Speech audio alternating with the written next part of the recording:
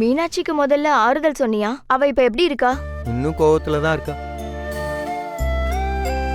வீட்டுல எல்லாரும் என் மேல கோவத்துல தான் இருக்காங்க. ஆனா அவங்களெல்லாம் எப்படியாவது சமாளிச்சு வச்சிருவேன். அஞ்சலி தான் எங்க இருக்கான்னே தெரியல. அவ என்ன ஆனான்னு ஒண்ணுமே புரியல. நான் அவளை சந்திச்சிருக்கவே கூடாதுமா. ஒண்ணு கோவில் கால மாதிரி திமிரா தெரிய வேண்டியது, இல்ல பொசுக்குன்னு இப்படி அழ வேண்டியது. ஏன்டா ஆம்பளை பசங்க எல்லாம் இப்படி முட்டாளா இருக்கீங்க? முதல்ல கண்ணை தொட. இல்ல காவியா, அஞ்சலி எங்க போனான்னு தெரியாம ரொம்ப கஷ்டமா இருக்கு. அப்பா சாமி, உன் அஞ்சலி எங்கேயும் போகல. அவ என் பாதுகாப்புல பத்திரமா இருக்கா. என்ன சொல்ற காவியா? நீ உண்மையில தான் சொல்றியா? அஞ்சலி உன் கூடயா இருக்கா? ஆமா ஜிலேபி, நேத்து நைட்டு தான் நானே அவளை பார்த்தேன்.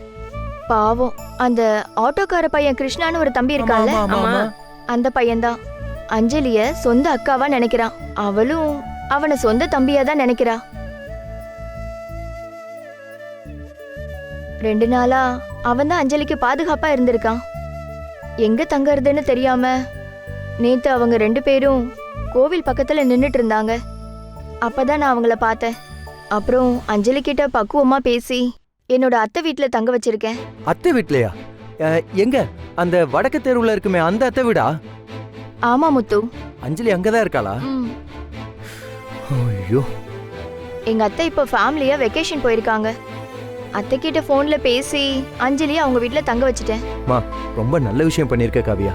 ரொம்ப நன்றி காவியா. இப்ப நீ என் கண்ணுக்கு கடவுள் மாதிரி தெரியற. நன்றி காவியா. போதுண்டா, ரொம்ப உணர்ச்சி வசப்படாத. இங்க பாரு முத்துப்பாண்டி, உன்னால அஞ்சலிய மறக்க முடியாதுன்னு எனக்கு புரியுது. நீ அவளை உண்மையாதான் காதலிக்கிற. ஆனாலும் அஞ்சலி உன்னோட காதலை ஏத்துக்கிற மனநிலையில இப்போதைக்கு இல்ல. அஞ்சலியை ஏத்துக்க வைக்கிறதுக்கு ரொம்ப கஷ்டப்பட வேண்டியது இருக்கும். சரி, ஓகே, நான் பொருள் எல்லாம் வாங்கறதுக்கு கடைக்கு போக வேண்டியது இருக்கு. நீ அஞ்சலிய பார்க்கணும்னா என் அத்தை வீட்டுல போய் பாரு. ஆனா அவளுக்கு உன்னை பார்க்க விருப்பம் இல்லைன்னா தயவு செஞ்சு சைலண்டா திரும்பி போயிடு. அங்கே நின்று அவளை டிஸ்டர்ப் மட்டும் பண்ணிடாத. ஏன்னா என்னோட கம்பல்ஷன்ல தான் அஞ்சலி அங்க தங்கியிருக்கா. நீ போய் தொந்தரவு பண்ணா அவ கடுப்பாகி அவ வேற எங்கேயாச்சும் போயிடுவா. புரியுதா? சரி, ஓகே, நீ போய் பாரு. நான் கடைக்கு போயிட்டு வந்துடுறேன்.